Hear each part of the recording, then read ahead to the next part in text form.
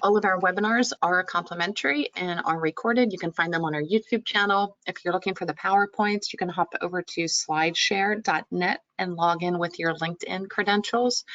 This won't cost you anything, and you can download any of our 600 plus PowerPoints from any of our past webinars.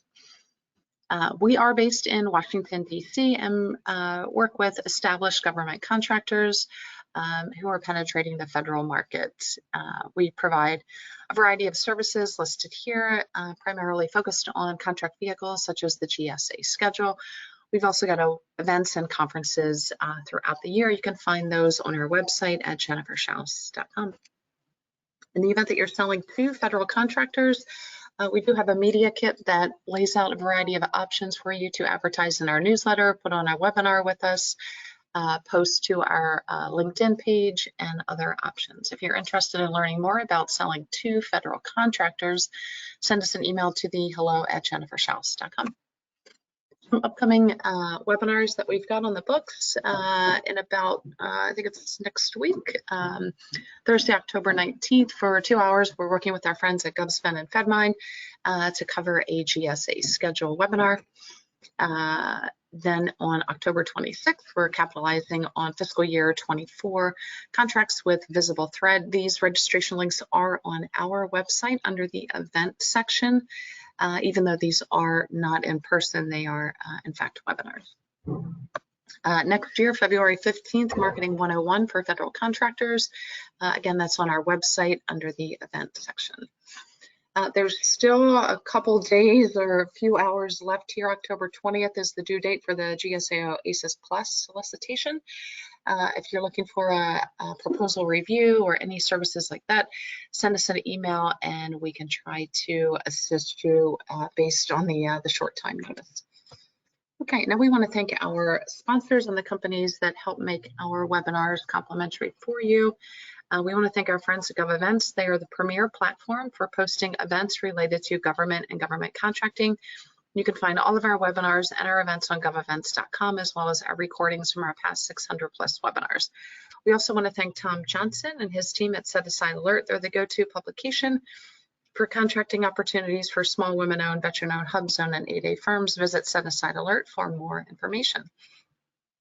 The Fairfax Economic Development Authority has an online calendar of events and webinars, and we want to thank them for posting our events and webinars on their calendar.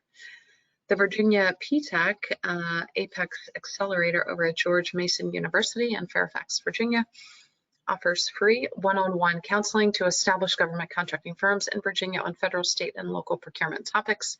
If you're interested in learning more, please use the links provided to explore services, review homework recommendations, register for live training, and find useful links to agencies and other self-directed learning. Online resources and group trainings are free with no restriction on business location. One-on-one counseling is, however, limited to eligible client companies. Okay, the Greater Reston Chamber of Commerce has their monthly meeting on the last Tuesday of every month. Their next meeting will be Tuesday, October 20th. If you're interested in registering, please send an email to Alicia Field, aliciaf@restonchamber.org, and she can ensure that you are registered for that event. The Federal Business Council is the premier provider of events for government and industry. With over 5,000 events under their belt, the Federal Business Council ensures that government contractors and industry are connected. They have worked with government and industry for 45 plus years to create gatherings where ideas are shared and to help government achieve its goals. This includes agency industry days, cybersecurity symposiums, tech expos, and offsite meetings. FBC provides full lifecycle meeting planning and event management. With the 5,000 meetings under their belt, FBC has the experience, systems, personnel to make your next event exceptional. Learn more at fbcinc.com. BitSpeed. BitSpeed helps and you win. Find opportunities from federal, state, local, and public sources in the U.S. Do you need to find a teaming partner, incumbent point of contact, expiring contract information, compliance matrix, or proposal templates? BitSpeed can help. You can find their contact information at the lower right-hand corner of your screen. They help you, BidSpeed helps you succeed, and they are also an official partner of the US SBA 7J Management and Technical Assistance Program. Get started today at bidspeed.com. The GovSpend and FedMine platform is the data provider for our webinar series this year, and they've also provided data for us in the past series that we've covered. So again, we want to thank them for that. They are the leading and trusted source of data, analytics, and insight for organizations buying and selling in the public sector. The FedMine Federal Solution integrates data from 18 federal data sources and sets and creates a single convenient database that places the key data points at your fingertips. GovSpend began as a spending and purchase order database, specifically within the state, local, and education sector.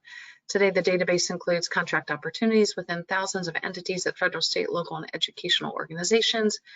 With the acquisition of FedMine in 2021, the combined GovSpend FedMine solution empowers teams to make smarter decisions. Again, thanks to GovSpend and FedMine for providing the data in this webinar series and in the previous years.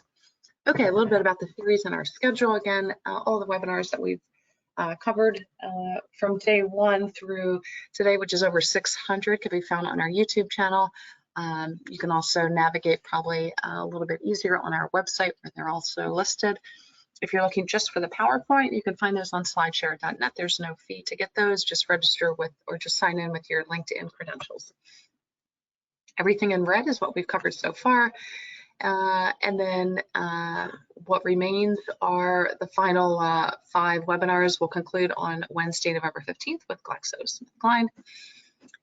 We're assuming that most companies are participating in this series simply because they're interested in subcontracting with these businesses. So first and foremost, you should be aware and understanding the FAR and the DFARs, the Federal Acquisition Regulations, and the same thing for the defense community. So FAR Part 44 covers subcontracting policies and procedure. We highly, highly encourage you to click on that link and listen to that webinar.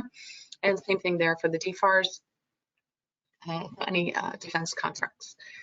Okay, other complementaries that we've covered on subcontracting. We actually started this series in the beginning of February with subcontracting with the primes, and that's had 6 different sessions, starting with market research all the way through to compliance. Last year in 2022, we covered the top 100 contractors and subcontracting opportunities within all 15 of the federal departments. And then over the years, we've covered more of the tactical and strategic topics on subcontracting, where we've got 30+ webinars there that you can listen to. Some best practices, you want to define what it is you do and do well, not be everything to everybody. Find the opportunities where you are being proactive and not reactive, particularly where you are adding value. You're bringing something to the table, whether it's the relationship that you've got there within the agency that's issuing the solicitation. You've done some past performance there, you've got a lower price or a certain capability or skill set.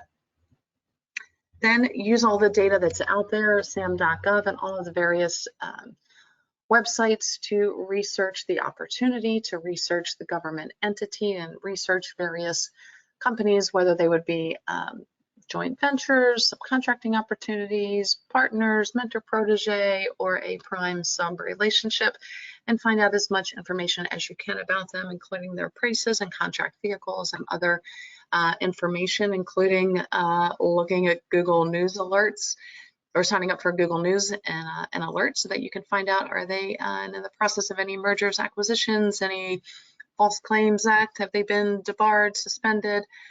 What's going on with this company? What is the culture within the organization like? You then want to customize your capability statement for the actual solicitation, as well as the company and the department that you are pursuing. So it should be very, very specific, and then have a reason then for reaching out to them. At that point, you should then pull the trigger on registering on their website, sign up for their newsletter, find out what events they're attending, and basically just get as much information as possible. When you connect with them on LinkedIn and you're reaching out to the Small Business Liaison Officer, that SBLO, he or she can then help you get in touch with the program manager for that who's overseeing that solicitation. But make sure that you've done all that homework in advance, because after you've done the homework, you may get to that homework should then lead you to a go or no-go decision, I guess is what I'm trying to say. So you may not even need to get to number 5 or number 6 here, because you may research some information to find that this is really not a company that you want to work with. Okay, today we're covering Moderna. This is going to be pretty fast and quick. There's very just basic information. You can probably guess what most of this is going to be about. So Moderna, we've got the link to their company website here. They're a publicly traded company. Was founded in they're public. Their IPO, I believe, was in 2018. As you can see, in 2020, they obviously capitalized and took advantage of the COVID contracting era. And so you can see here, yes, they became a public company in 2018 and made quite a few dollars. Small business registration, they are actually considered a small business, believe it or not. So there is no small business registration. What we're looking at here is their UEI number in the SAM.gov database. A little bit of information about them. They're based in Massachusetts, almost 6,000 employees. A little bit about their CEO here and his background, obviously in the pharmaceutical sector. Did his school up in that Boston area as well. Again, they don't have an SBLO because they're considered small business. However, this Juan Andres person may perhaps be able to help with any subcontracting, as he is seems to be in charge of partnerships. On the civilian side, as you can guess here, VA and HHS is where most of their money came from. Your tax dollars at work there, and the DoD here, Army and DoD. You can look at the numbers there. They're kind of self-explanatory. 2020. Independent.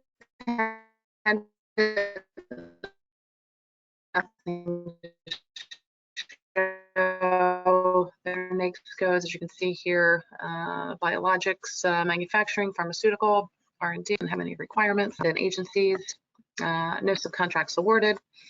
Everything is handled there by good old Moderna. No GWACs either, so government-wide acquisition contracts they do not have. Contracts that are expiring that are over the 750, which would require a subcontracting plan, are listed here. You probably want to research those, but probably going to show up as HHS. Conclusions. Company actually was, founded in 2010. 2018 was when they went public, right before the COVID vaccine really hit a home run for them. Just more information about the company here, which you can easily find on a Google search. Some quotes here from their CEO that are relative within or kind of fairly recent information. Contract that they signed a couple years ago in July with the Chinese government, and looks like their COVID shots will grow revenue by $8 billion this year. So you can read more information about that and about them by using Google. And unfortunately, this was, fortunately or unfortunately, this was a short and sweet one on Moderna. A lot of the information you can easily find on SAM.gov or a simple Google or Bing search or whatever your preferred search engine is. Again, you can find all our recordings on the YouTube channel. PowerPoint is over on SlideShare.